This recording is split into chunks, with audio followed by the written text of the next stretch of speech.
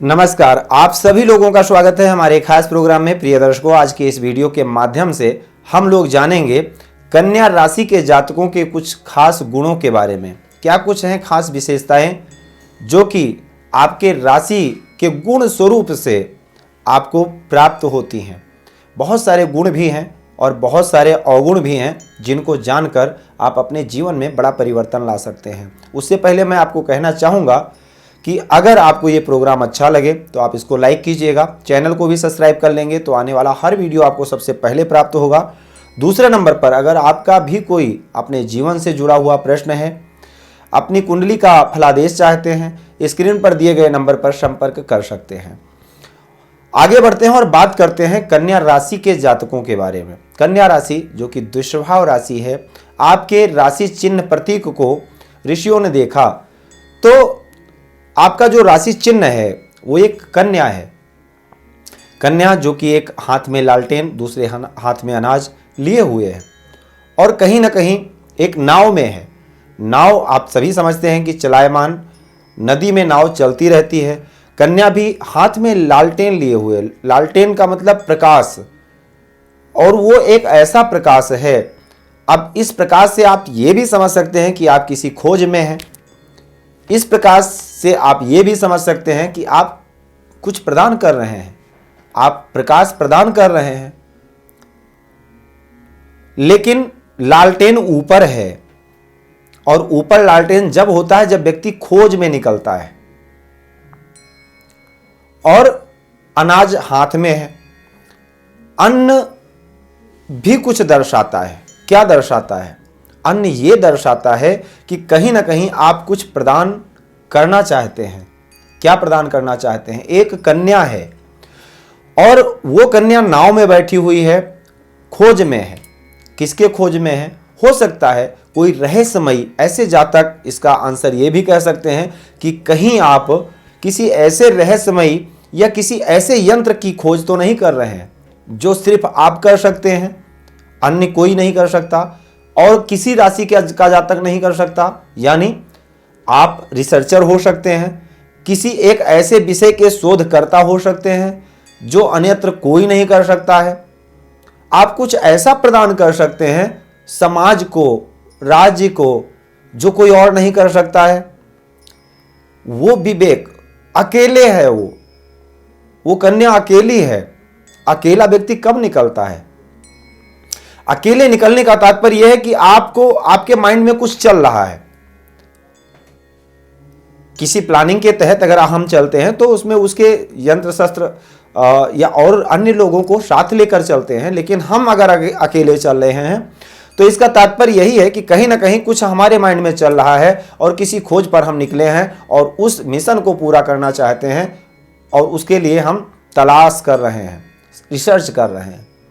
तो ऐसे जातक रिसर्च करता हो सकते हैं, कुछ समाज के लिए, समाज कल्याण के लिए हो सकते हैं। ऐसे जातक अपने क्रोध को छुपाना जानते हैं, खुशी को भी छुपाना जानते हैं, क्रोध को भी छुपाना चाहते हैं। लेकिन लगभग अगर देखा जाए तो ये शब्दों से वार करते हैं, व्यंग्यात्मक शब्द।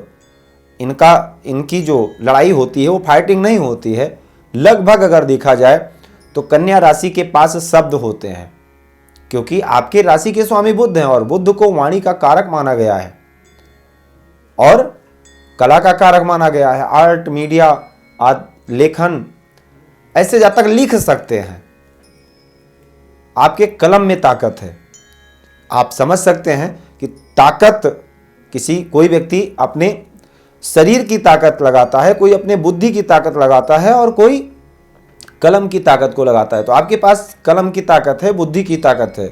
आप अपने बाजुओं की ताकत का प्रयोग इस्तेमाल नहीं करते हैं, शब्दों का इस्तेमाल करते हैं। शब्दों से ही आप अपना वार करते हैं और ऐसे जातक अपने बुद्धि से ही अपने जीवन को उज्जवल बनाते हैं, समाज के लिए भी, अपने लिए भी। बुध जो कि व्यापार के कारक माने जाते हैं, बहुत ही सौम्य सुंदर ग्रह हैं। ऐसे जातक की त्वचा काफी कोमल होती है और काफी हद तक अगर देखा जाए तो सौंदर्य भी होता है इनके शरीर में। दूसरे नंबर पर व्यापार के कारक बुध हैं। कन्या राशि दुष्भाव राशि जरूर है, लेकिन ऐसे जातक अगर व्यापार करते हैं तो एक सफल व्यापारी भी होते हैं और वह व्यापार के कारक बुध माने जाते हैं। तो व्यापार के जो गुण हैं व्यापारी के अंदर जो होते हैं वो इनके अंदर काफ़ी अच्छी मात्रा में हैं। और ऐसे जातक लगभग अगर देखा जाए तो एक अच्छे वक्ता होते हैं, एक अच्छे कवि होते हैं, अच्छे लेखक होते हैं, अच्छे चित्रकला आर्ट के शौकीन होते हैं। इससे संबंधित अगर इससे जुड़ा हुआ कार्यों में रुचि रखना और या इससे जुड़ा हुआ कार्य करना कुशल होते हैं इन कार्यों में, जिससे इनको लाभ भी मिलता है। ऐसे जातक अच्छे वक्ता भी होते हैं, वाणी से संबंधित कार्य हो इनका ऐसा भी कह सकते हैं।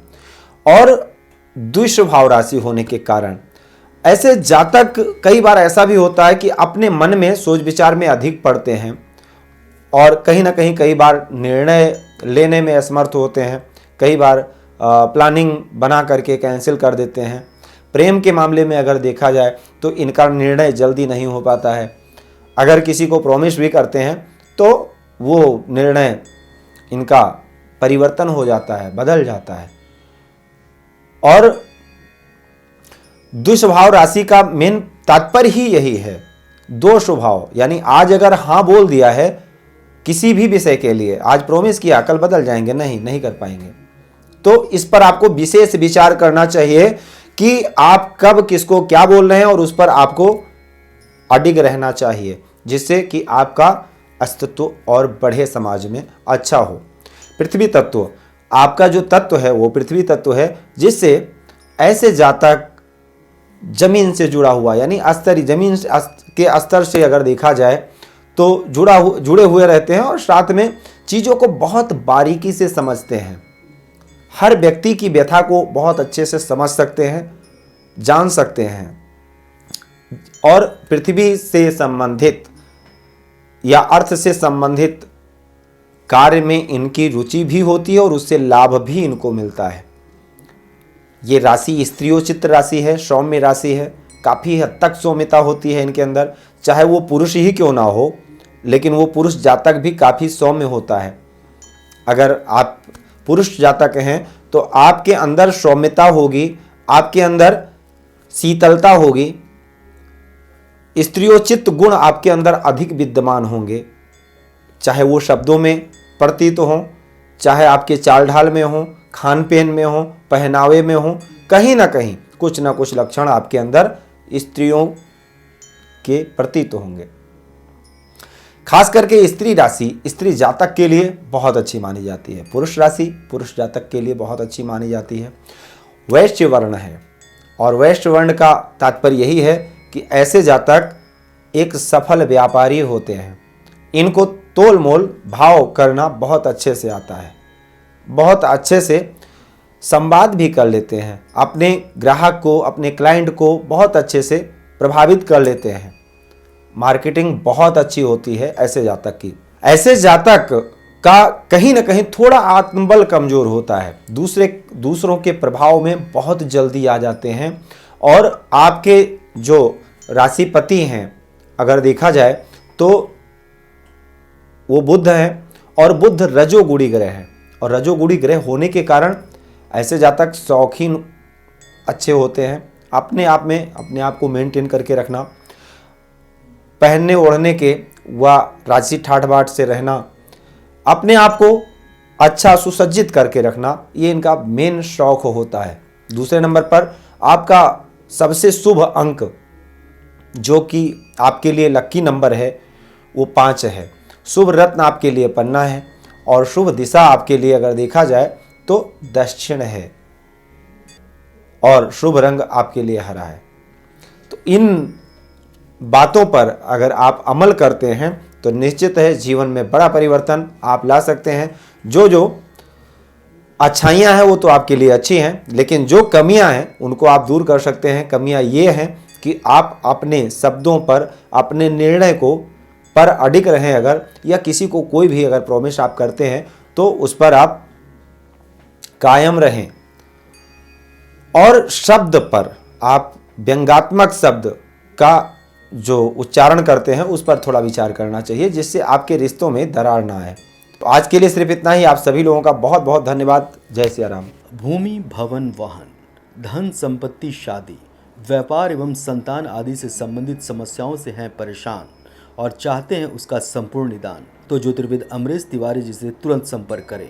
हमारे संपर्क सूत्र हैं 9718504998। हमारे यहाँ वैदिक ब्राह्मणों के द्वारा सभी प्रकार के पूजा पाठ, कर्मकांड, यज्ञ अनुष्ठान, विवाह, गृह कलेश, काल सर्पदोष व नवग्रहों की पूजा आदि कराई जाती है। हमारे यहाँ सभी प्रकार के यंत्र, राशि रत्न, कवच, जन्मपत्री एवं रुद्राक्ष सिद्ध किए जाते हैं।